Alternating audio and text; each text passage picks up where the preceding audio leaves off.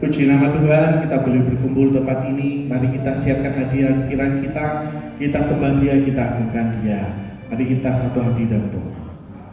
Terima kasih Tuhan, kami ucap syukur karena Engkau Allah yang begitu baik. Engkau Allah yang begitu mengasihi setiap kami Tuhan, sehingga kami saat ini boleh ada sebagaimana kami ada. Saat ini Tuhan, Kau layakkan setiap hati kami. Ampuni segala dosa perbuatan kami, baik yang kami lakukan dengan sengaja maupun tak sengaja Tuhan, supaya kami boleh berkenan di hadapan-Mu, terlebih lagi boleh menyukakan hati-Mu Tuhan. Saat ini Kau proteksi segala kehidupan kami, keluarga kami, segala apa yang kami miliki, yang kami tinggalkan, kami mau serahkan semuanya ke dalam tangan-Mu. Saat ini mau bersatu hati, jika kuasa kegelapan, roh jahat, kuasa kedagingan, segala roh yang tak berkenan di hadapan-Mu, yang ingin mengganggu persekutuan kami dengan Engkau, saat ini kami mau bersatu hati, kami katakan hancurkannya di dalam nama Tuhan Yesus. Biarlah Tuhan, curahan kuasa Roh Kudus-Mu itulah yang menjamah setiap kami, sehingga kami pulang dari tempat ini, kami pulang membawa berkat, sukacita, damai sejahtera yang daripada-Mu. Teringat teman-teman kami yang masih dalam perjalanan, juga mereka yang tidak bisa hadir saat ini. Engkau Allah yang sanggup mendidik setiap hati mereka satu persatu, sehingga di lain waktu boleh bersama-sama berkumpul, beribadah, memuji, muliakan nama-Mu. Terpujilah nama-Mu Tuhan, kami segenap hati kami percaya. Biarlah Tuhan, kami boleh merasakan hadirat-Mu lebih lagi, kami boleh menikmati hadirat-Mu Tuhan, bahkan kami boleh melihat perubahan-perubahan yang ada dalam setiap kehidupan kami, karena Roh Kudus yang menyertai setiap kami. Terpujilah nama-Mu Tuhan, hanya di dalam nama Tuhan Yesus Kristus. Haleluya.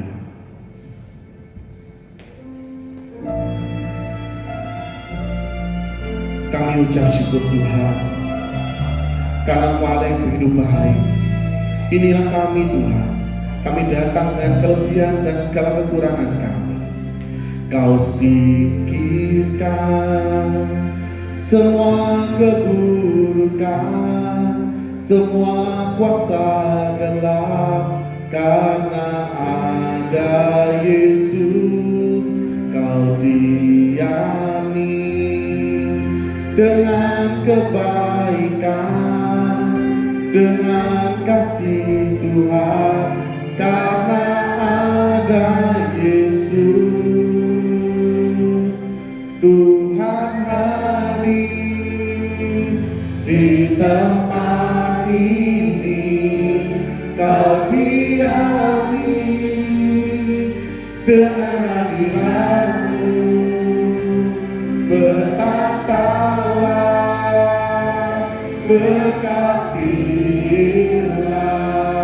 berkaryalah Roh-Mu di sini.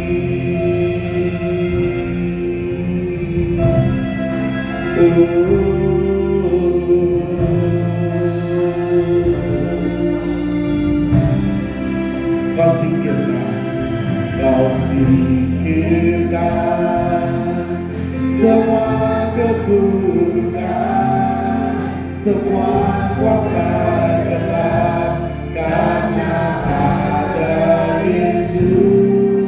Kau diami dengan kebaikan, dengan kasih Tuhan, karena ada Yesus.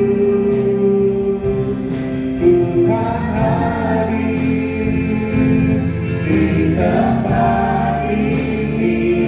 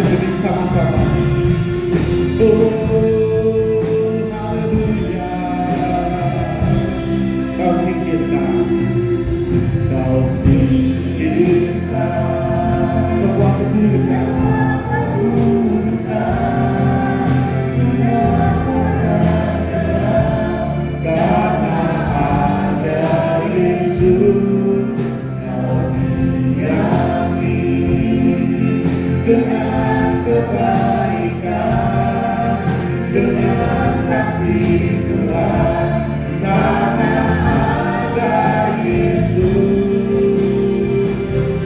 Tuhan hadir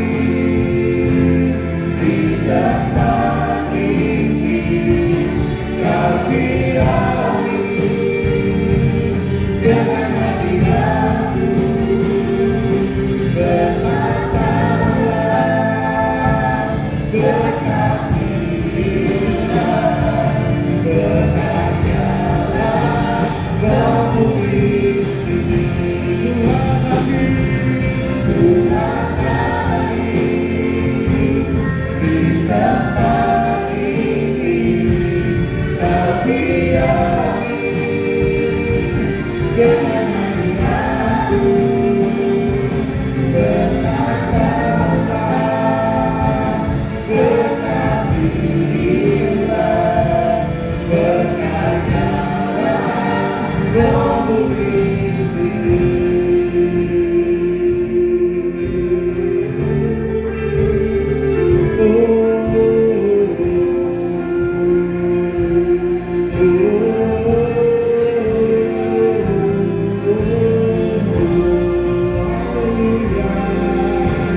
berkatilah Tuhan, berkatalah Kau di tempat ini, haleluya, oh haleluya,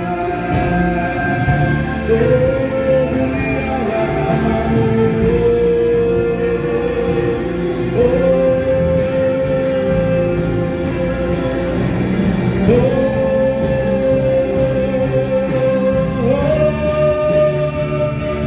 Tuhan hadir di tempat ini, Kau dialih dengan hadirat-Mu.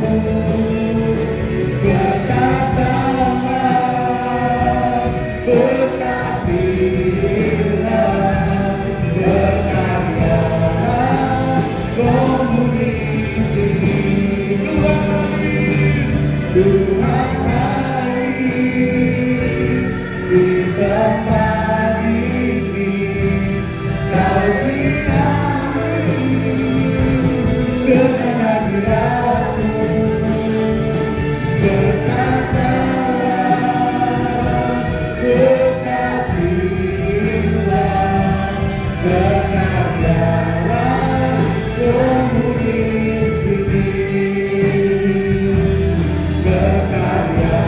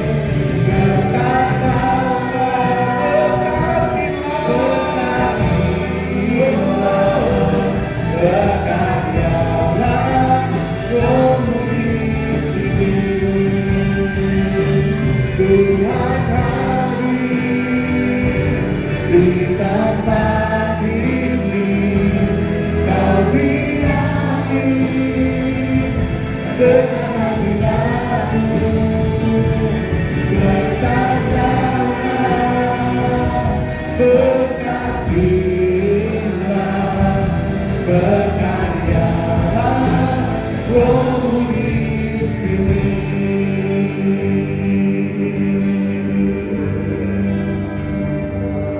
Tuhan hadir, mari segera kita angkat tangan kita. Kau diami dengan hadirat-Mu, bertatalah,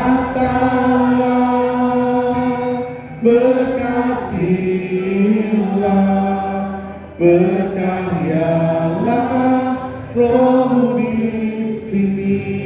Tuhan hadir, Tuhan hadir di tempat ini.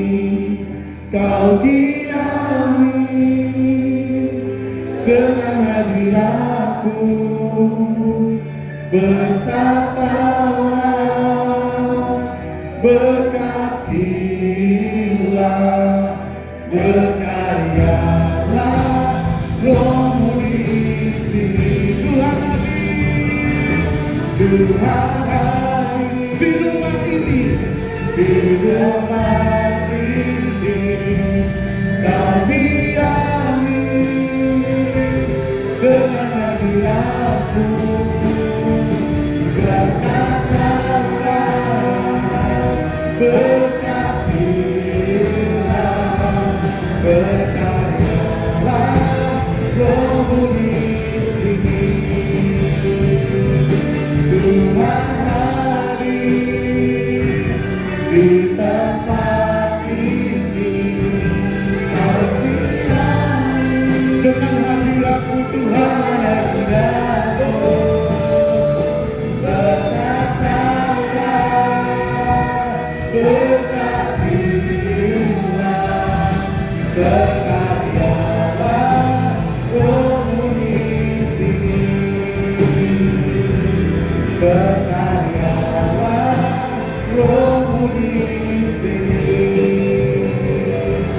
Berkaryalah Roh-Mu di sini.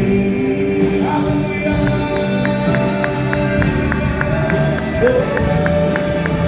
Haleluya. Terima kasih Tuhan. Dalam hati kami ucap syukur Tuhan, karena Engkau Allah yang baik, Allah yang menyertai setiap kami.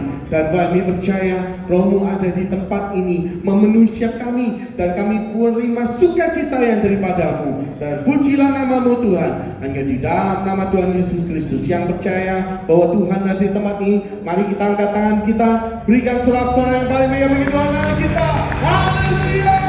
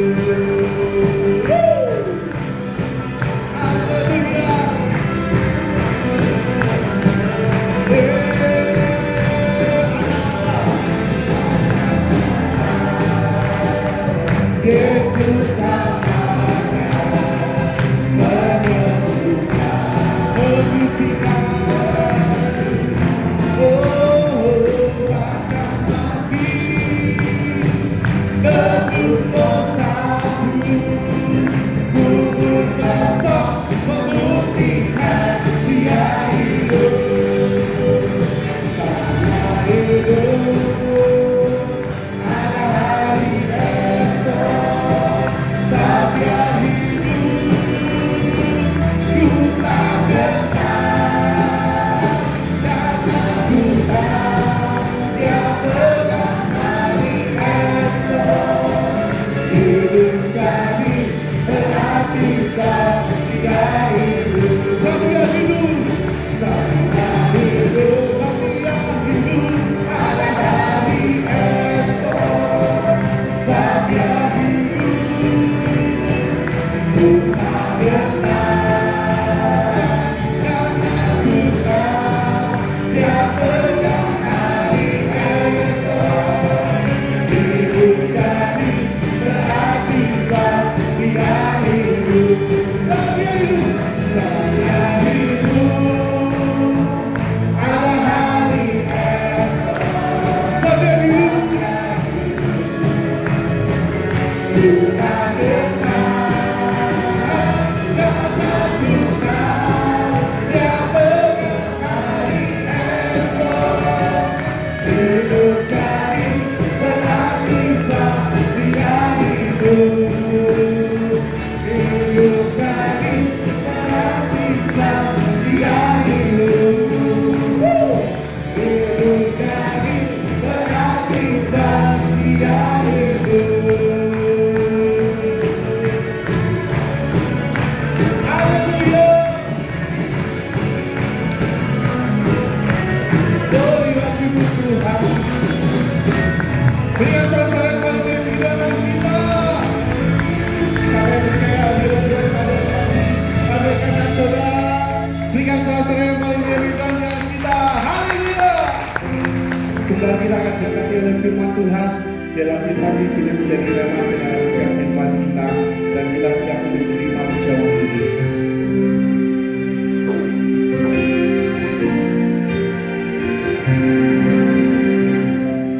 Tak selalu Dia menjawab doa, namun Dia beri yang terbaik di waktu yang tepat. Izinkanlah Tuhan untuk bekerja, yang mustahil terjadi mungkin oleh karena percaya. Tak selalu Tuhan menjawab doa, namun Dia beri yang terbaik di waktu yang tepat. Izinkanlah Tuhan untuk bekerja, yang mustahil terjadi mungkin oleh karena percaya. Yesus mendengar dari yang ku doakan.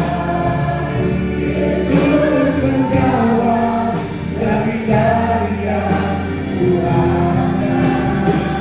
Dengan caranya di waktu yang tepat, ku akan melihat Dia jadikan semua.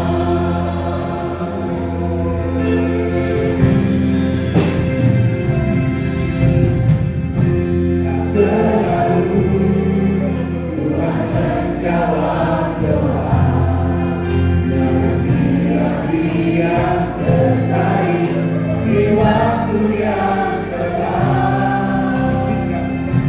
Izinkanlah Tuhan untuk bekerja, yang mustahil terjadi mungkin oleh karena percaya. Yesus mendengar dari yang ku doakan. Yesus menjawab dari yang ku harapkan. Dengan caranya di waktu yang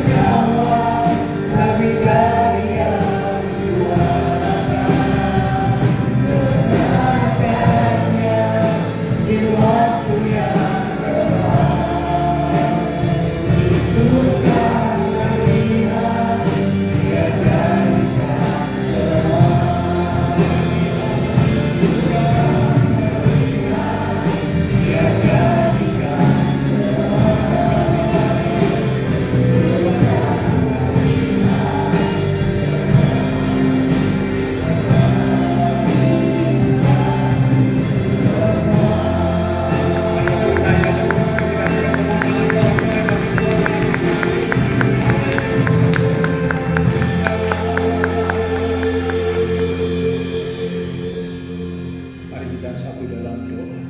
Sungguh Tuhan, Engkau menjawab di waktu yang tepat, sesuai dengan caramu yang ajaib, yang tidak terduga, lebih daripada yang kami pikirkan, lebih daripada yang kami doakan. Sebab rencanamu, karyamu selalu ajaib dalam hidup kami, umat-umatmu yang sungguh percaya kepadamu. Karena itu biarlah setiap kami umat-umat Tuhan, iman kami semakin teguh. Kami bukan hanya sekedar percaya, tetapi kami boleh segenap hati kami mempercayakan seluruh kehidupan kami ke dalam tangan Tuhan yang sanggup untuk memelihara, untuk menyertai, untuk memberkati, untuk memberikan kemenangan buat setiap kami. Terima kasih buat kesempatan pagi hari ini, dengan penuh syukur dan sukacita telah kami persembahkan pujian kami. Kami percaya setiap pujian yang kami sampaikan boleh menyenangkan hati Tuhan. Bahkan Engkau berkenan hadir di tengah-tengah ibadah kami. Kami hargai, kami hormati kehadiran-Mu. Kami duduk diam di bawah kaki Tuhan untuk menerima pesan kebenaran firman. Karena itu mari urapi setiap kami ya Roh Kudus. Biarlah dengan hati yang lembut, hati yang rendah, hati yang haus, hati yang rindu, kami boleh menerima benih kebenaran firman, sehingga sungguh boleh tertanam, berakar, bertumbuh, dan berbuah di dalam hidup kami. Sehingga firman Tuhan semakin mengubah hidup kami, bahkan mendewasakan iman rohani setiap kami. Roh Kudus, rapilah hamba-Mu yang terbatas, roh pikiran dan perkataan Kristus pada diri hamba. Bila Tuhan yang berkata-kata melalui bibir hamba-Mu, dalam satu bagi setiap kami saat ini, kami umat-umat Tuhan siap untuk menerimanya. Di dalam nama Tuhan Yesus Kristus, semua yang siap diberkati dengan firman Tuhan bersama kita berkata amin. Silakan duduk kembali Bapak Saudara. Shalom, ya, puji Tuhan. Sebelum kita akan bersekutu dengan tubuh dan darah Tuhan dalam perjamuan kudus, sama-sama kita akan belajar dan merenungkan satu kebenaran firman Tuhan. Judul renungan firman Tuhan pada hari ini adalah tentang kedewasaan rohani. Sekali lagi, kedewasaan rohani. Kerinduan Tuhan untuk setiap umatnya boleh menuju kedewasaan rohani. Itu kerinduan Tuhan. Seperti halnya kalau Bapak Ibu Saudara sebagai orang tua, ya, ketika kita melihat pertumbuhan dari anak-anak kita, mulai dari bayi, ya, lalu kemudian beranjak batita, lalu kemudian balita, lalu kemudian jadi remaja, lalu kemudian jadi pemuda, dan akhirnya jadi dewasa. Nah tentu, ya, sebagai orang tua kita akan sangat sedih jika kita melihat anak-anak kita yang seharusnya mengalami pertumbuhan menuju kedewasaan, namun ternyata sampai pada usia sekian belas atau bahkan di atas 20 tahun, sikap, ya, tindakan dari anak kita itu masih seperti anak balita. Wah, saya percaya orang tua pasti sangat sedih, bahkan terpukul. Ya, ada beberapa kasus, beberapa kejadian keluarga-keluarga yang memiliki anak yang berkebutuhan khusus, anak yang tidak bisa bertumbuh menjadi dewasa sebagaimana mestinya. Wah, ini satu hal yang menjadi beban, menjadi kesedihan, menjadi pukulan bagi orang tua, karena ternyata anak tidak bertumbuh menjadi dewasa sebagaimana mestinya. Demikian juga dengan Tuhan. Tuhan merindukan umatnya, bukan hanya sekedar menjadi umat Tuhan, ya, terus ada dalam keadaan bayi rohani atau kanak-kanak rohani. Tidak. Tuhan ingin umatnya mengalami pertumbuhan dan pertumbuhan menuju kepada kedewasaan rohani. Mari kita akan lihat Alkitab. Kita buka dari kitab Efesus pasal yang keempat. Efesus pada pasal yang keempat di ayat yang ke-13. Efesus 4 ayat yang ke-13, demikian firman Tuhan. Sampai kita semua, kata kita semua berarti tidak ada perkecualian, semua umat Tuhan, ya. Sampai kita semua telah mencapai apa yang dicapai, kesatuan iman dan pengetahuan yang benar tentang anak Allah, kedewasaan penuh, ya. Jadi salah satunya mencapai kedewasaan penuh dan tingkat pertumbuhan yang sesuai dengan kepenuhan Kristus. Amin.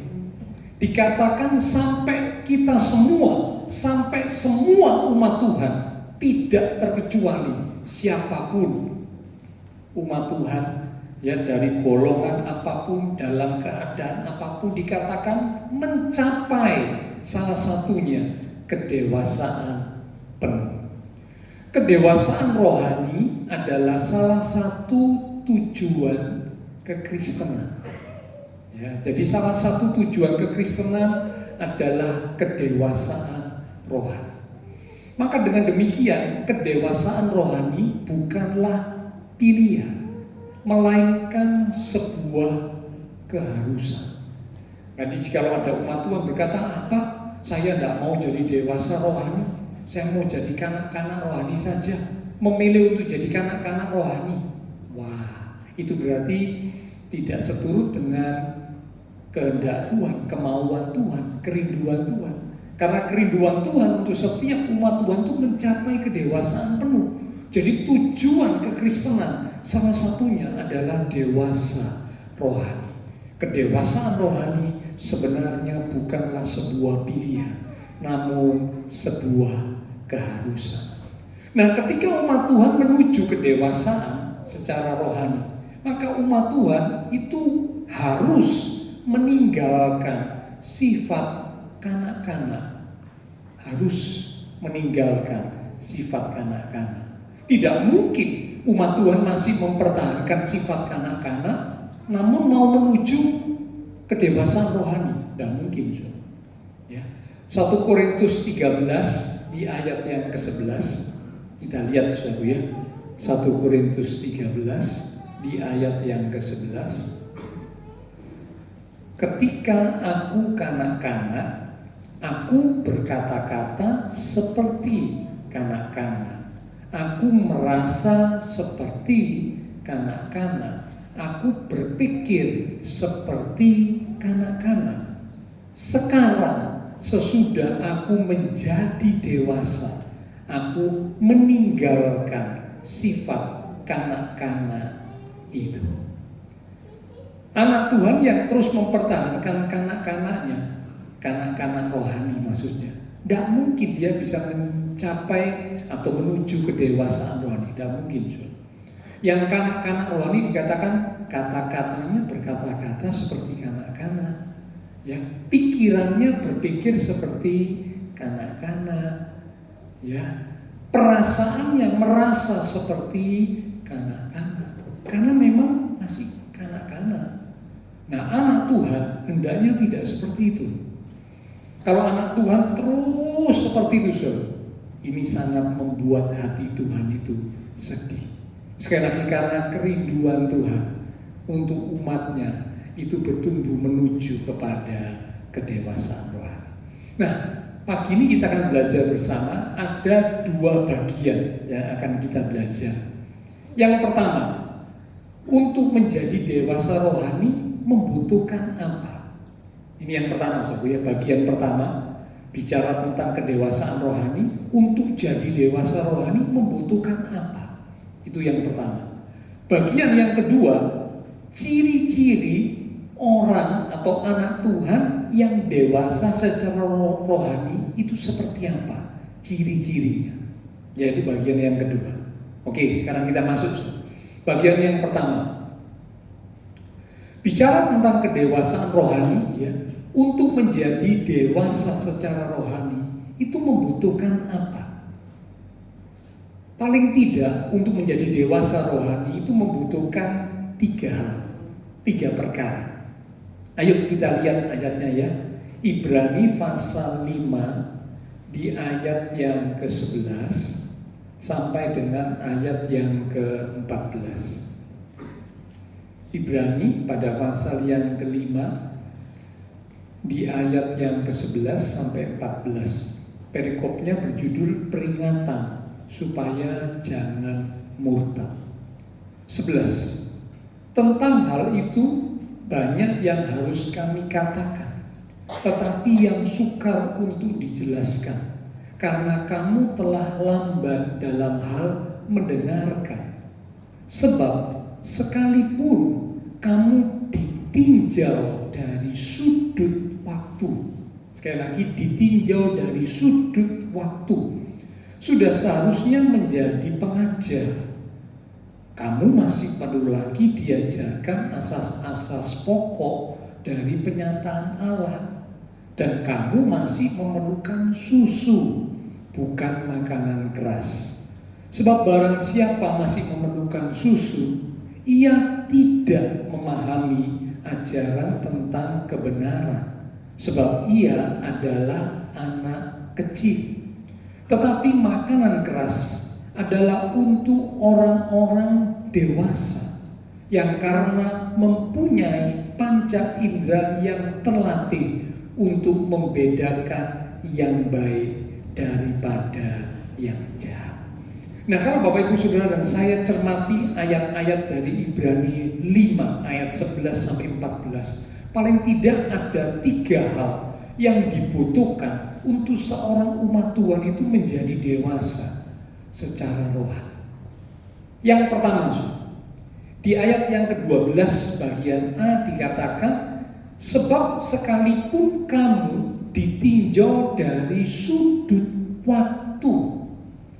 Hal yang pertama yang dibutuhkan untuk seorang umat Tuhan menjadi dewasa secara rohani, yang dibutuhkan yang pertama adalah waktu. Kedewasaan rohani bukanlah hal yang instan, bukanlah hal yang langsung, seperti orang membalik telapak tangan. Hari ini jadi anak Tuhan, langsung hari ini dewasa. Atau hari ini jadi anak Tuhan, besok langsung dewasa rohani. Tidak ada. Kedewasaan rohani itu membutuhkan waktu. Bahkan sebuah ungkapan berkata kedewasaan rohani adalah sebuah proses kehidupan iman Kristen seumur hidup. Sekali lagi, kedewasaan rohani adalah sebuah proses perjalanan iman Kristen seumur hidup. Mengapa seumur hidup? Karena kalau mau jujur, siapa orang yang berani berkata, saya sudah dewasa 100% secara rohani? Kalau mau jujur, tidak ada orang yang berani berkata seperti itu. Kami pun para hamba-hamba Tuhan juga tidak berani berkata, wah kami sudah dewasa 100% secara rohani. Tidak berani. Karena kadang-kadang kita bisa berpikir seperti anak-anak rohani. Kadang-kadang kita bisa merasa seperti anak-anak rohani. Kadang-kadang kita bisa berkata seperti anak-anak rohani. Ya, orang yang masih kanak-kanak itu kan saudara tahu, contoh paling mudah anak-anak. Ya, kalau anak-anak dia berpikir sesuatu, dan namanya anak-anak, saudara, pikirannya itu sederhana. Sehingga kadang-kadang ya dia karena dia sudah berpikir seperti itu, dia merasa seperti itu, lalu kata-katanya keceplosan, ngomong kata-kata yang tidak patut diucapkan, kata-kata yang tidak seharusnya diucapkan. Tapi ya orang maklum, masih anak-anak, mungkin masih umur batita, mungkin masih umur balita, maklum sur. Tapi coba kalau kita yang sudah umur 20, 30, 40 tahun ke atas, lalu tiba-tiba ya karena kita berpikir seperti anak-anak, kita merasa berperasaan seperti anak-anak, lalu terucap kata-kata seperti anak-anak. Wah, orang sekitar kita akan kaget. Loh, orang ini umurnya sudah 20 lebih, 30 lebih, 40 lebih, tapi kok ngomong seperti anak-anak ya? Ngomong seperti anak kecil ya? tidak pada tempatnya. Nah, di dalam kekristenan kadang-kadang kita masih bisa, ya, karena mungkin situasi, keadaan, atau hal-hal yang terjadi dalam hidup kita membuat kita berpikir, membuat kita merasa, membuat kita berkata-kata, bahkan membuat kita bertindak seperti kanak-kanak rohani. Nah, karena itu, kalau mau jujur, siapa orang yang berani berkata saya sudah 100% dewasa rohani? Tidak ada. Tapi semua kita sedang menuju kepada kedewasaan rohani. Menuju kepada kedewasaan rohani. Itulah sebuah proses seumur hidup. Karena itulah kedewasaan rohani membutuhkan waktu. Tapi waktu itu sendiri bukanlah sebuah jaminan seorang umat Tuhan pasti dewasa. Belum tentu. Ya, memang kedewasaan rohani membutuhkan waktu. Tapi waktu itu sendiri bukanlah sebuah jaminan seorang umat Tuhan pasti dewasa rohani. Belum tentu. Ada umat Tuhan yang sudah jadi orang percaya, jadi orang Kristen 20 tahun. Tapi pikirannya, perasaannya, kata-katanya, tindakannya masih seperti kanak-kanak rohani. Lu padahal sudah 20 tahun lebih ikut Tuhan. Kok bisa? Karena memang waktu bukan jaminan. Memang kedewasaan membutuhkan waktu, tapi waktu itu sendiri bukanlah sebuah jaminan seorang umat Tuhan pasti dewasa secara rohani. Belum tentu. Ya, oke. Jadi yang pertama, kedewasaan rohani membutuhkan waktu. Yang kedua, kedewasaan rohani membutuhkan apa? Kembali kita lihat Ibrani pasal yang kelima tadi ya. Di ayat yang ke-13. Sebab barang siapa masih memerlukan susu, ia tidak memahami ajaran tentang kebenaran, sebab ia adalah anak kecil. Tetapi makanan keras adalah untuk orang-orang dewasa. Yang kedua, kedewasaan rohani itu membutuhkan makanan rohani yang sehat dan mendewasakan. Sekali lagi, kedewasaan rohani itu membutuhkan makanan rohani, asupan rohani yang sehat dan mendewasakan. Nah, Alkitab berkata makanan rohani yang sehat, yang mendewasakan, itu adalah makanan yang keras, bukan susu.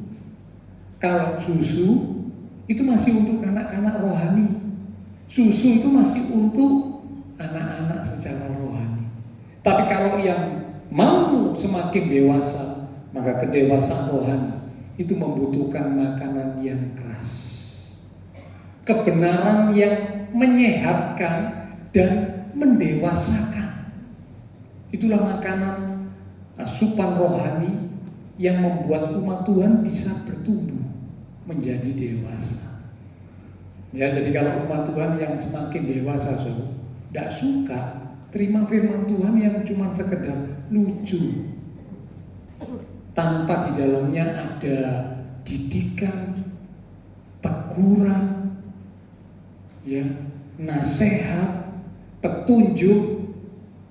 Umat Tuhan yang makin dewasa tidak suka firman Tuhan yang cuma sekedar lucu. Mungkin sesekali diselingi lucu, oke. Tapi kalau sepanjang khotbah, sepanjang firman itu isinya cuma lucu saja, wah, tidak mendewasakan. Umat Tuhan yang mau dewasa juga tidak melulu merindukan firman Tuhan yang hanya tentang berkat saja. Memang kita butuh berkat, memang. Tapi umat Tuhan yang mau makin dewasa tidak hanya merindukan firman Tuhan yang melulu isinya cuma berkat. Itu tidak mendewasakan, ya. Ada hal-hal lain dari kebenaran firman yang perlu diajarkan, yang perlu disampaikan untuk mendewasakan umat Tuhan. Bahkan mungkin sebuah teguran yang keras, sehingga waktu dengar hati seperti kayak tertempel, hati seperti kayak ditusuk. Nah, memang dikatakan firman Tuhan itu bagaikan seperti pedang yang bermata dua. Pedang yang menusuk, gitu ya. Bermata dua itu maksudnya bukan hanya menusuk kepada yang mendengar, tetapi juga menusuk kepada yang menyampaikan. Itu pedang bermata dua. Ya. Nah ini berarti kan keras, tajam, mengingatkan, bahkan mungkin menegur. Nah memang 2 Timotius pasal 3 ayat 16. Mari kita lihat sebentar saudara ya. Ini salah satu ayat yang cukup terkenal. 2 Timotius 3 ayat 16. Segala tulisan yang diilhamkan Allah memang bermanfaat atau berguna untuk apa? Tulisan yang diilhamkan Allah ini bicara tentang firman Tuhan, kebenaran. Manfaatnya, kegunaannya apa? Untuk mengajar, diajari, tidak tahu jadi tahu, tidak ngerti jadi ngerti, saudara ya. Selain mengajar juga untuk menyatakan kesalahan, kesalahannya dibuka, disingkapkan, supaya tahu, oh saya salah, saya tidak benar, saya mesti berubah. Lanjut untuk memperbaiki kelakuan. Nah setelah salahnya ditunjukkan, sekarang kelakuannya yang benar harusnya bagaimana? Tindakan yang benar seperti apa? Diperbaiki. Dan untuk mendidik orang dalam kebenaran. Makin bertumbuh dalam kebenaran, makin mengerti kebenaran, makin kuat di dalam kebenaran. Ya, nah ini bicara tentang makanan yang keras, asupan rohani yang bisa menyehatkan dan mendewasakan umat Tuhan. Ya, sehingga umat Tuhan akhirnya bisa membedakan yang baik dari yang jahat. Itu ada ya di Ibrani pasal 5 tadi ya, di ayat yang ke 14 bagian akhir dikatakan makanan keras adalah untuk orang-orang dewasa yang karena mempunyai panca indera yang terlatih untuk membedakan ya, atau tahu membedakan yang baik daripada yang jahat. Nah kalau umat Tuhan sukanya cuma makanan rohani tentang berkat, cuma makanan rohani yang lucu-lucu, tidak bisa bedakan yang baik dari jahat, tidak bisa. Tidak heran ya, rohaninya tidak dewasa. Bahkan mungkin sekian puluh tahun ikut Tuhan, tidak dewasa tetap. Karena sekali lagi, kedewasaan rohani memang membutuhkan waktu. Tapi waktu itu sendiri bukanlah sebuah jaminan seorang umat Tuhan pasti dewasa, belum tentu. Ya, karena yang kedua selain waktu, kedewasaan rohani juga butuh makanan rohani yang menyehatkan dan mendewasakan. Itulah makanan yang keras.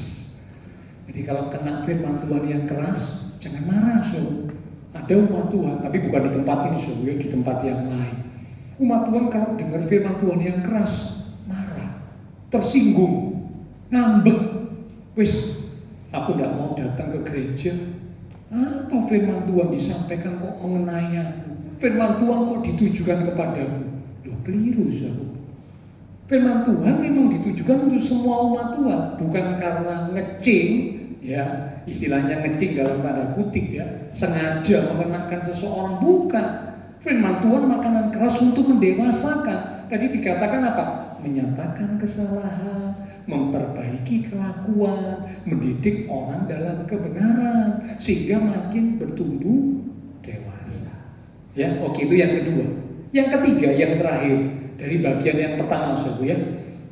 Jadi untuk dewasa rohani yang pertama dibutuhkan waktu, yang kedua dibutuhkan makanan rohani yang menyehatkan dan mendewasakan, itulah makanan yang keras. Yang ketiga, kedewasaan rohani itu membutuhkan komitmen.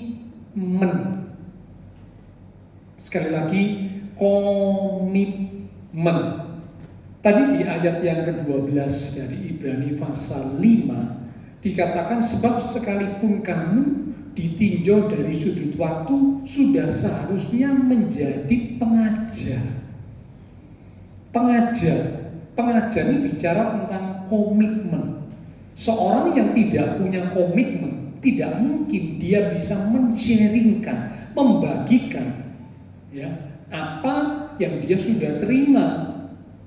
Karena bagaimana mungkin kalau dia tidak punya komitmen lalu dia sharing kepada yang lain? Tidak mungkin. Dibutuhkan komitmen. Menjadi pengajar bicara tentang komitmen. Untuk bertumbuh dewasa, untuk menjadi dewasa rohani, butuh komitmen. Kedewasaan rohani membutuhkan ketekunan, membutuhkan kesetiaan, bahkan membutuhkan ketaatan. Untuk bisa tekun, untuk bisa setia, untuk bisa taat, harus punya komitmen. Kalau tidak punya komitmen, tidak bisa, tidak bisa. Ya, tidak bisa umat Tuhan jadi tekun, tidak bisa umat Tuhan jadi setia, tidak bisa umat Tuhan jadi taat kalau tidak punya komitmen. Penting komitmen. Membangun rumah tangga juga butuh komitmen. Kalau tidak punya komitmen, akhirnya apa? Rumah tangganya pecah. Suami dengan istri tidak bisa saling setia, tidak bisa saling mengerti, tidak bisa saling menerima, tidak bisa saling mengampuni, pecah. Dan itu banyak terjadi loh, banyak terjadi. Dan yang paling menyedihkan, sekarang itu banyak masuk di kekristenan. Perceraian itu dianggap sesuatu yang biasa. Padahal Alkitab berkata Allah membenci perceraian. Kata membenci itu bukan cuma gak suka, saudara ya. Membenci itu sangat tidak suka, menentang. Ya, waduh, umat Tuhan menganggap perceraian itu menjadi sesuatu yang biasa. Tak apa cerai. Wah, sungguh sangat disayangkan. Ini tidak punya komitmen. Kalau yang punya komitmen tidak demikian. Ya. Tapi kalau kita sebagai umat Tuhan sudah berjuang untuk mempertahankan rumah tangga dari pihak satunya, entah itu suami atau istri kita, mereka yang memaksa untuk bercerai, ya sudah, itu tanggung jawabnya ada pada mereka. Dan memang biasanya untuk bercerai kan harus masuk persidangan, ya. Nah, pihak satunya ini tetap tidak mau, yang satu ingin mempertahankan pernikahan, tapi yang satu tidak mau, ya. Entah alasan apa, alasan tidak cocok atau bahkan alasan yang lain mungkin karena sudah punya yang lain, ya, punya will atau punya pin yang lain, sehingga akhirnya memutuskan untuk bercerai. Ya sudah, pokok yang penting sudah dipertahankan. Yang mempertahankan tidak salah, tapi mungkin kalah di pengadilan, ya. Karena kan seringkali begitu, di pengadilan kalah. Ya, yang mau mempertahankan keutuhan rumah tangga kalah dengan yang mau menceraikan. Ya sudah, itu yang salah, yang bertanggung jawab, bukan yang mau mempertahankan tapi kalah. Tapi yang bertanggung jawab ya memang yang itu, memang berniat untuk cerai dan akhirnya bisa menceraikan. Itu yang bertanggung jawab. Ya, oke, nah kita kembali. Jadi butuh komitmen. Kalau tidak punya komitmen, tidak bisa kedewasaan rohani, tidak bisa. Ya, umat Tuhan yang tidak punya komitmen, yang gampang bosanan, gampang jenuh, gampang jemu, tidak bisa dewasa rohani. Saya pastikan tidak bisa dewasa rohani. Karena yang mau dewasa rohani harus punya komitmen. Contoh paling mudah, anak-anak itu paling gampang bosan. Mainan apa sebentar, bosan, ganti mainan yang lain. Mainan lagi yang lain, bosan, ganti lagi yang lain. Ya, anak-anak maklum. Tapi kalau yang sudah umur, mana bisa bosan? Saya bosan kerja ini, ya, sebulan kerja ini bosan, sebulan ganti kerja yang lain. Sebulan kerja ini bosan, ganti yang lain. Seminggu kerja ini bosan, ya nggak jadi orang, ya. Nggak jadi orang yang bisa bekerja dengan baik, bosanan. Dan itu menunjukkan masih seperti anak-anak. Kalau yang dewasa kan tidak begitu. Dalam kekristenan juga begitu, kerohanian juga begitu. Yang bosanan tidak bisa, dewasa rohani tidak bisa. Karena kedewasaan rohani menuntut komitmen. Oke, ini bagian yang pertama, kita sudah selesai, ya. Jadi untuk menjadi dewasa rohani dibutuhkan 3. Yang pertama waktu. Tapi ingat, waktu itu sendiri bukanlah sebuah jaminan seorang pasti dewasa, belum tentu. Tapi memang kedewasaan rohani butuh waktu, karena nggak bisa instan, harus melewati proses berlangsung seumur hidup. Yang kedua, butuh makanan rohani yang menyehatkan dan mendewasakan. Itulah makanan rohani yang keras. Dan yang ketiga, butuh komitmen, karena harus tekun, setia, dan taat. Oke, sekarang bagian yang kedua, ciri-ciri umat Tuhan yang dewasa rohani. Nah, dengan ciri-ciri ini diharapkan kita bisa introspeksi diri kita, saudara ya. Kita jangan introspeksi orang lain, jangan koreksi orang lain, jangan uju-uju orang lain, jangan ya. Karena Tuhan mau setiap pribadi itu berurusan dengan Tuhan.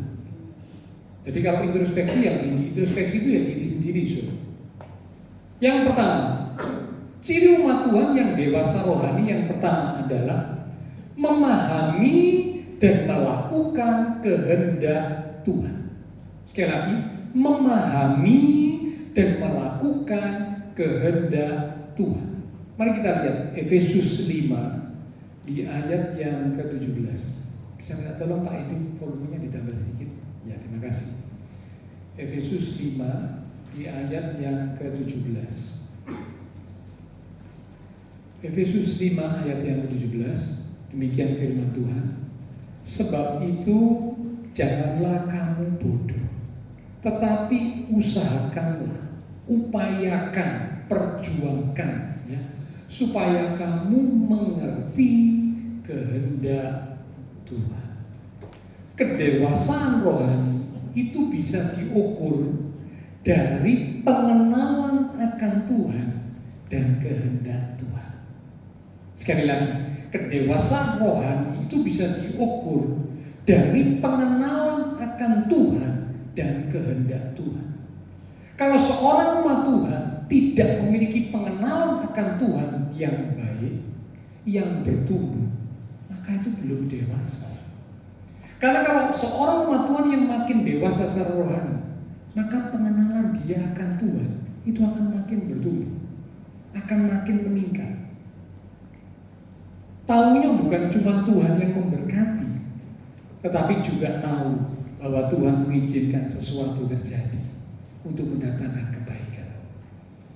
Nah, umat Tuhan kalau taunya cuma Tuhan itu Tuhan yang memberkati, Tuhan yang memberkati, Tuhan yang memberkati. Wah, tidak dewasa-dewasa. Kalau diizinkan Tuhan mengalami sesuatu, ngambek, protes. Seperti siapa? Seperti bangsa Israel. Bangsa Israel yang keluar dari Mesir itu tidak dewasa rohaninya. Sudah melihat banyak mujizat Tuhan, tapi ketika diizinkan Tuhan mengalami sesuatu, protes, ngomel, bersungut-sungut, marah. Sudah kembali saja ke Mesir. Itu tidak dewasa rohani. Nah, umat-umat Tuhan yang seperti itu ada, tidak dewasa rohani, ya. Tidak pernah bisa bertumbuh dalam pengenalan akan Tuhan, tidak bertumbuh dalam pengenalan akan kehendak Tuhan. Tidak. Sekian lama ikut Tuhan, kok ya ternyata tidak mengalami pertumbuhan dalam pengenalan akan Tuhan dan kehendak. Padahal ciri umat Tuhan yang dewasa rohani itu memahami, semakin memahami, dan tentunya melakukan kehendak Tuhan. Jadi kalau diizinkan Tuhan mengalami sesuatu, tidak enak, tidak seperti yang kita harapkan. Tapi karena kita makin dewasa, kita makin memahami, ya Tuhan izinkan sesuatu terjadi. Rupanya ada hal yang Tuhan mau kerjakan dalam hidup saya. Mungkin ada karakter yang kurang baik, perlu dikikis. Mungkin ada iman percaya yang kurang mantap, perlu makin dimantapkan. Mungkin belum punya pengalaman rohani, diizinkan Tuhan supaya punya pengalaman rohani dan sebagainya. Tapi yang pasti, itu bekerja untuk mendatangkan kebaikan. Nah, ini yang umat Tuhan yang makin bertumbuh dalam pengenalan Tuhan, tidak protes, tidak marah, tidak komplain, tidak kecewa, karena bertumbuh dalam pengenalan akan Tuhan dan kehendak. Yang kedua, ciri umat Tuhan yang dewasa secara rohani yang kedua adalah memiliki iman yang stabil. Sekali lagi, memiliki iman yang stabil. Mari kita lihat Efesus 4 ayat 14 sampai dengan 15 bagian A. Efesus 4 ayat 14 sampai 15 bagian A. Sehingga kita bukan lagi anak-anak. Ya, kata bukan lagi anak-anak berarti sudah dewasa ya. Yang diombang-ambingkan oleh rupa-rupa angin pengajaran, oleh permainan palsu manusia dalam kelicikan mereka yang menyesatkan. Tetapi dengan teguh berpegang kepada kebenaran. Stop sampai sini. Dikatakan kedewasaan rohani bisa diukur dari iman yang semakin bertumbuh, iman yang stabil, iman yang tidak tergoyahkan baik oleh kesulitan maupun pengajaran-pengajaran palsu yang menyesatkan. Alkitab sudah mengingatkan pada akhir zaman akan banyak muncul nabi palsu, guru palsu, bahkan Mesias palsu. Pengajaran-pengajaran palsu yang menyesatkan makin muncul. Banyak, semakin banyak. Nah, kalau umat Tuhan tidak memiliki iman yang sungguh kokoh, sungguh stabil, dan tadi bagian pertama dikatakan bertumbuh dalam pengenalan akan Tuhan dan kehendaknya, maka bisa diombang-ambingkan oleh berbagai macam hal. Pengajaran palsu, wah ini kok menarik ya, ada pengajaran baru seperti ini, padahal nggak cocok dengan Alkitab, tapi kok menarik ya, kok menyenangkan ya, diikuti. Padahal dikatakan harus teguh berpegang pada kebenaran. Tapi ada banyak umat Tuhan yang bisa dengan mudah diombang-ambingkan. Karena itu kalau ada ajaran-ajaran yang baru, yang kelihatannya mungkin menarik, kelihatannya mungkin membuat sensasi, itu perlu diwaspadai, perlu dicek cocok firman atau enggak. Kalau enggak cocok dengan firman, tidak sesuai dengan firman, sekalipun itu mungkin menarik interest buat manusia kita, jangan diterima. Siapapun yang menyampaikan kalau tidak cocok dengan firman Tuhan, jangan diterima. Siapapun. Maaf, bahkan mungkin hamba Tuhan kali berdunia. Ini saya cuma kasih contoh ya. Ngomong sesuatu tidak cocok firman, jangan diterima. Kalau umat Tuhan yang dewasa tahu membedakan, ini tidak baik, ini tidak benar ini. Ya karena dewasa kan tahu. Tapi kalau kanak-kanak rohani ya langsung diterima. Waduh, seneng ya, langsung ikut. Ya itu kanak-kanak rohani. Dan sayangnya banyak umat Tuhan yang belum bertumbuh dewasa, masih kanak-kanak. Jika kalau ada sesuatu yang baru gampang terima, gampang dipengaruhi, gampang ikut, padahal nggak cocok firman. Mengapa? Karena kanak-kanak rohani sayang, akhirnya tersesat, dibelokkan dari kebenaran yang sesungguhnya. Sayang sekali. Ya. Jadi kedewasaan rohani bisa diukur dari iman yang semakin bertumbuh, iman yang stabil, iman yang tidak tergoyahkan, baik oleh kesulitan, tantangan masalah, maupun oleh berbagai macam pengajaran palsu yang menyesatkan. Yang ketiga, yang terakhir. Jadi yang pertama, ciri umat Tuhan yang dewasa rohani, yang pertama memahami, semakin memahami dan melakukan kehendak Tuhan. Yang kedua, memiliki iman yang stabil. Imannya itu tidak tergoyahkan. Yang ketiga, memiliki buah roh. Memiliki buah roh. Buah roh itu apa? Tentu Bapak Ibu sudah tahu ya. Nanti bisa baca di rumah. Galatia 5 ayat 22 sampai 23. Di situ dijelaskannya buah roh itu apa? Ada kasih, ada sukacita, damai sejahtera, kesabaran, kemurahan, kebaikan, kesetiaan, kelemah lembutan, penguasaan diri. Nah, umat Tuhan yang makin dewasa rohani, cirinya yang ketiga, memiliki buah roh.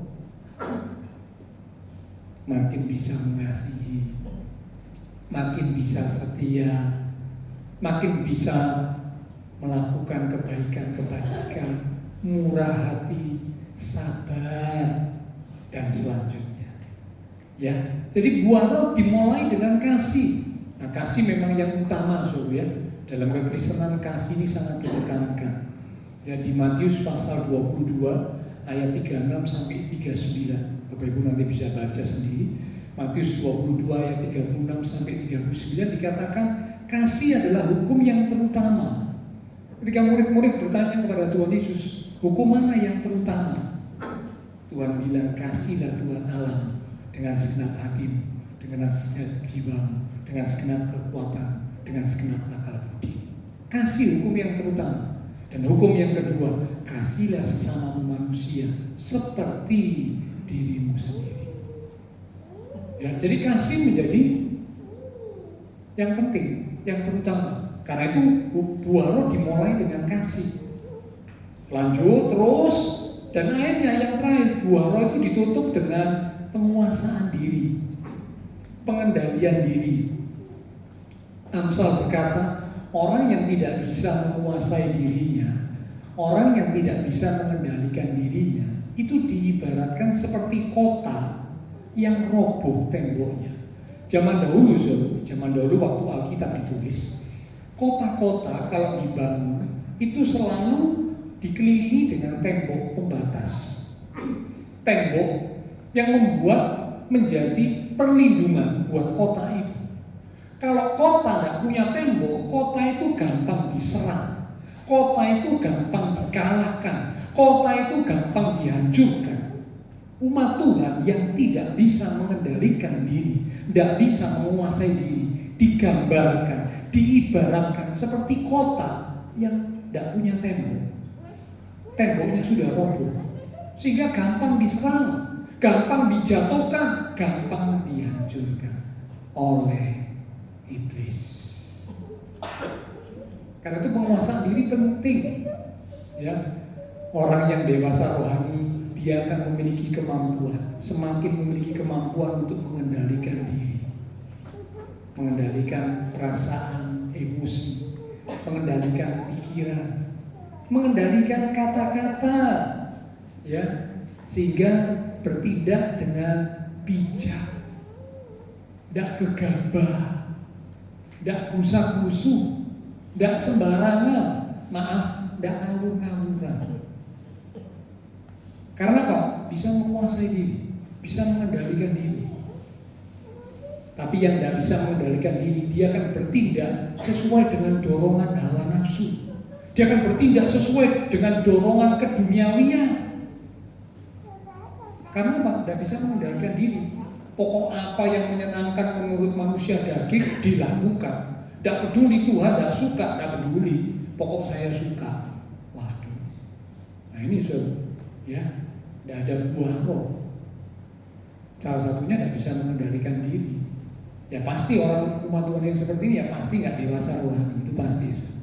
Ya, jadi karena itu mari kita mau semakin memiliki buah roh, ya, diawali dengan kasih, ditutup dengan penguasaan diri, ya, sehingga kalau kita memiliki buah roh seperti itu, hidup kita akan bisa semakin belajar hidup kudus, semakin belajar hidup menyenangkan hati Tuhan. Amin. Biar jadi berkat untuk kita sekalian, kebenaran firman yang sudah kita terima, Tuhan rindu setiap kita semakin bertumbuh dewasa secara rohani. Mari kita akan datang kepada Tuhan, pelayan mimbar, pelayan perjamuan kudus.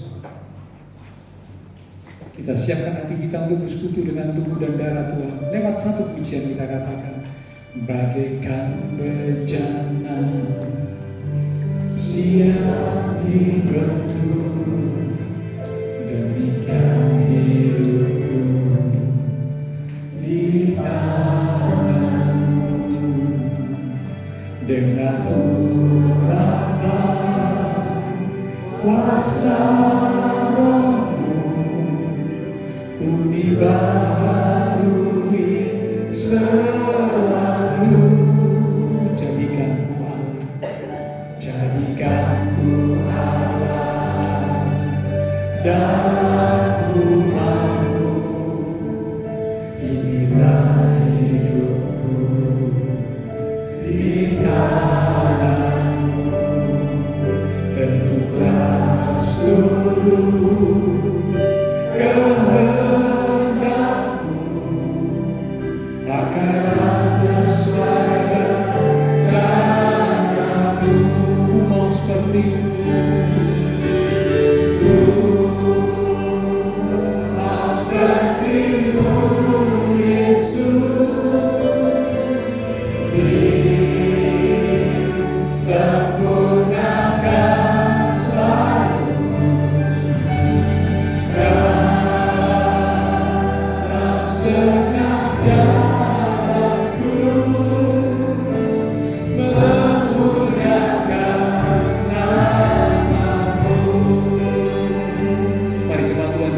bagaikan bencana yang siap untuk dibendung.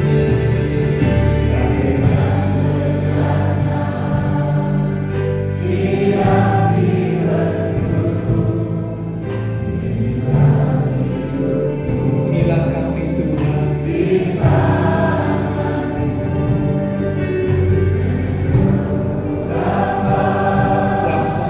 kuasa Roh, kami terus dibaharui, kami semakin diubahkan. Jadikanku Allah dalam rumah-Mu, kami rindu Tuhan.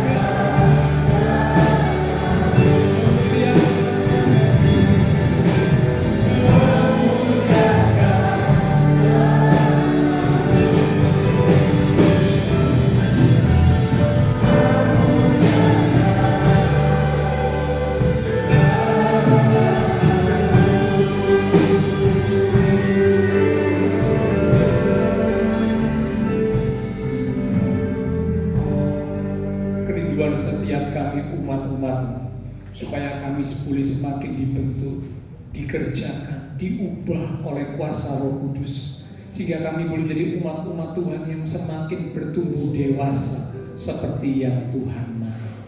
Hamba terbatas untuk berkata dan menjelaskan. Roh Kudus, Engkau yang akan terus mengingatkan firman yang sudah kami terima bersama pagi ini, sehingga kami boleh menjadi umat-umat Tuhan yang meninggalkan sifat kanak-kanak rohani, berpikir, merasa, berkata-kata, bertindak seperti kanak-kanak rohani. Kami tinggalkan. Kami mau menuju kepada kedewasaan rohani seperti yang Tuhan mau. Sehingga kelak ketika Engkau datang menjemput kami siap untuk menjadi mempelai Kristus. Karena yang dapat menjadi mempelai Kristus adalah umat Tuhan yang dewasa secara rohani. Terima kasih Tuhan. Sebentar kami umat-umat Tuhan akan bersekutu dengan tubuh dan darah Tuhan dalam perjamuan kudus. Sebelum kami bersekutu dengan tubuh dan darah Tuhan, kami introspeksi diri kami. Jikalau ada dosa, kesalahan yang sudah kami lakukan, baik lewat pemikiran kami, kata-kata kami, bahkan tindakan perbuatan kami yang tidak seturut, yang tidak sesuai dengan kehendak, pagi ini Tuhan, sebelum kami bersekutu dengan tubuh dan darah Tuhan, kami datang di hadapan, merendahkan diri di hadapan. Kami mohon pengampunan. Ampuni ya Tuhan segala dosa kesalahan yang sudah kami lakukan lewat pikiran, kata-kata, tindakan kami yang mendukakan hati Tuhan. Ampuni kami Tuhan. Ampuni kami Tuhan. Dan kami percaya ketika kami mohon pengampunan dengan penuh kesungguhan di hadapan-Mu, Engkau Allah yang setia dan adil. Engkau berjanji untuk mengampuni kami dari segala dosa kami, menyucikan kami dari segala pelanggaran kami, sehingga kami boleh dikuduskan, dilayakkan untuk sebentar kami akan bersekutu dengan tubuh dan darah Tuhan yang kudus. Engkau urapi setiap hamba-hamba-Mu yang akan melayani. Engkau berkati roti dan anggur yang akan kami terima, sehingga melalui persekutuan dengan tubuh dan darah Tuhan pagi ini, iman setiap kami semakin diteguhkan di dalam Tuhan, sehingga kami boleh semakin bertumbuh menjadi umat-umat Tuhan yang dewasa secara rohani. Dengan hati yang siap, kami akan menerima tubuh dan darah Tuhan yang kudus. Dalam nama Tuhan Yesus Kristus kami sudah berdoa. Amin. Sebentar tubuh dan darah Tuhan akan dibagikan oleh para pelayan di dalam kudus. Kita siapkan hati kita untuk menerima tubuh dan darah Tuhan lewat satu pujian. Kita katakan, hanya Engkaulah Tuhan di hidupku. Engkau sudah memberikan hidup yang baru. Hanya Kau Tuhan di hidupku. Kau berikan hidup yang padamu. Kau menyucikan kuliah hatiku.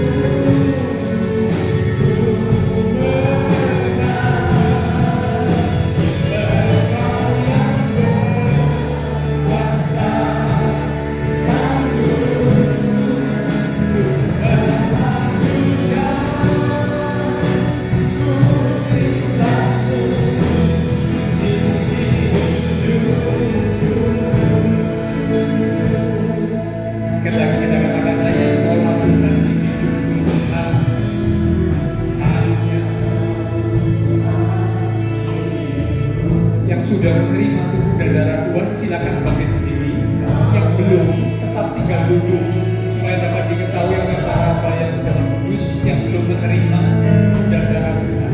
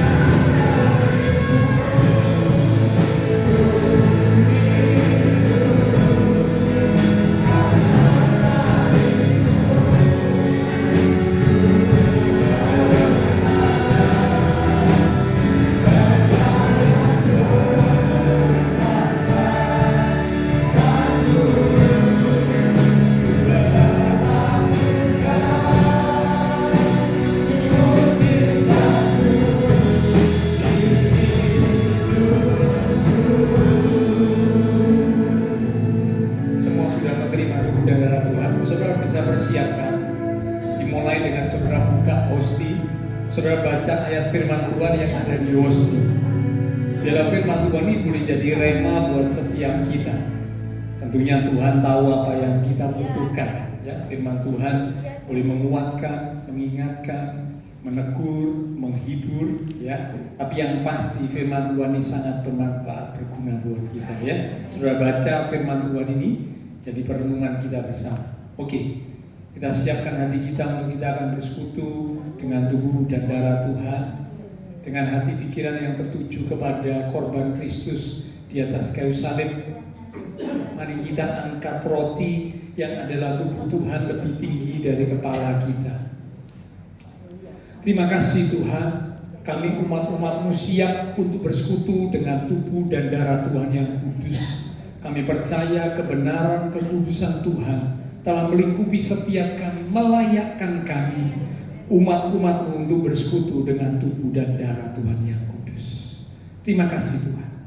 Kita angkat roti lebih tinggi dari kepala kita. Kita dengar firman Tuhan yang terambil dari 1 Korintus pasal yang ke-11 di ayat yang ke-23 mulai. Demikian firman Tuhan. Sebab apa yang telah kuteruskan kepadamu telah aku terima dari Tuhan, yaitu bahwa Tuhan Yesus pada malam waktu Ia diserahkan mengambil roti, dan sesudah itu Ia mengucap syukur atasnya. Ia memecah-mecahkannya dan berkata, inilah tubuhku yang diserahkan bagi kamu. Perbuatlah ini menjadi peringatan akan aku. Saudara, roti yang telah dipecah-pecahkan dan sebentar kita akan makan bersama-sama. Bukankah ini adalah persekutuan dengan tubuh Kristus? Amin. Mari kita akan makan bersama-sama, katakan dengan iman dalam nama Tuhan Yesus Kristus. Haleluya.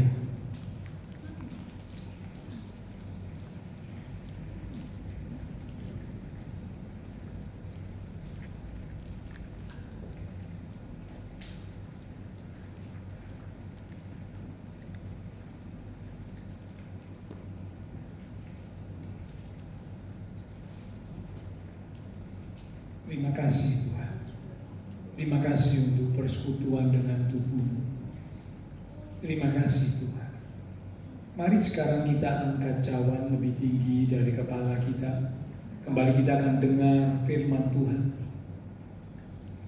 Demikian juga Ia mengambil cawan sesudah makan, lalu berkata, cawan ini adalah perjanjian baru yang dimeteraikan oleh darahku. Itulah darah perjanjian yang ditumpahkan untuk pengampunan dosa. Perbuatlah ini setiap kali kamu meminumnya menjadi peringatan akan aku.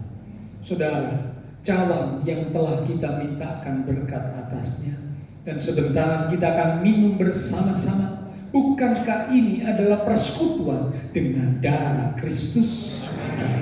Mari kita akan minum bersama-sama, katakan dengan iman dalam nama Tuhan Yesus Kristus. Haleluya.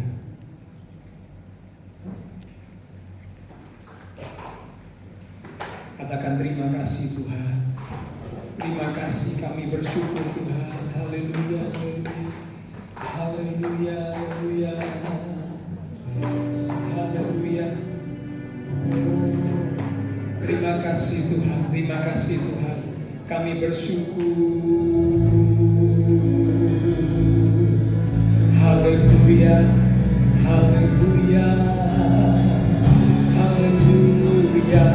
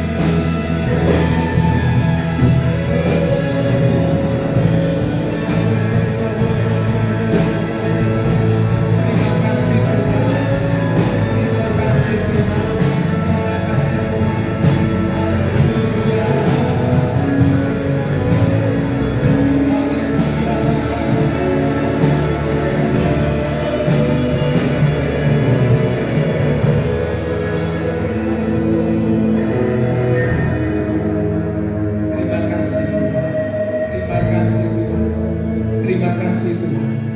Kami percaya pagi hari ini melalui persekutuan dengan tubuh dan darah Tuhan yang kudus, maka kuasa-Mu, kasih-Mu sudah bekerja dalam hidup kami, semakin terus bekerja dalam hidup kami, sehingga kami boleh menjadi umat-umat Tuhan yang semakin teguh di dalam Tuhan.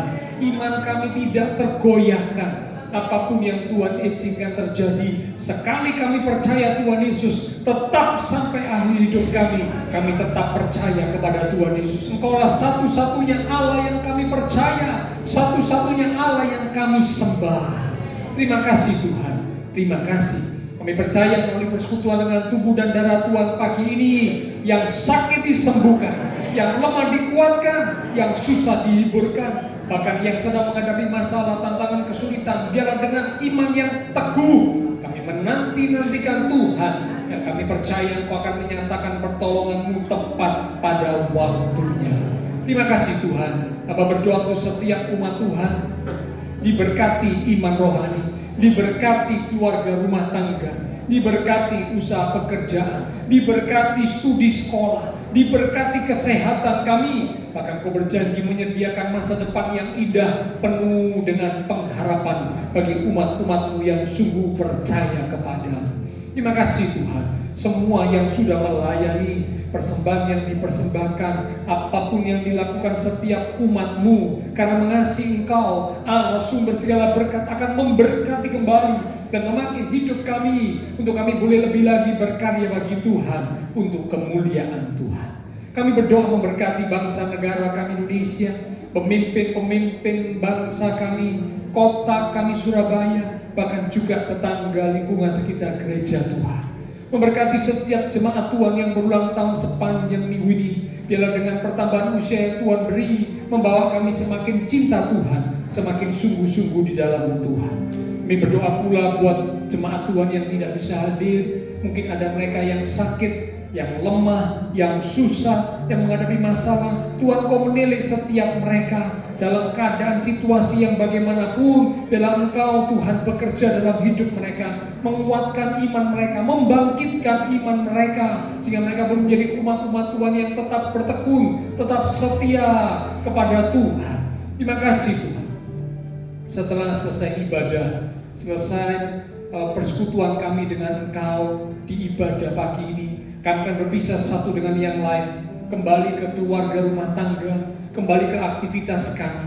Biarlah segala berkat, anugerah, damai, sukacita yang melimpah dari Allah Bapa Surgawi, kasih Tuhan Yesus Kristus, persekutuan dengan kuasa Roh Kudus akan terus memimpin menuntun langkah kehidupan setiap kita. Itu terus sudah kita sekarang mulai pagi ini sampai Maranatha, Tuhan Yesus datang kembali. Di dalam nama Tuhan Yesus Kristus, semua yang percaya diberkati Tuhan.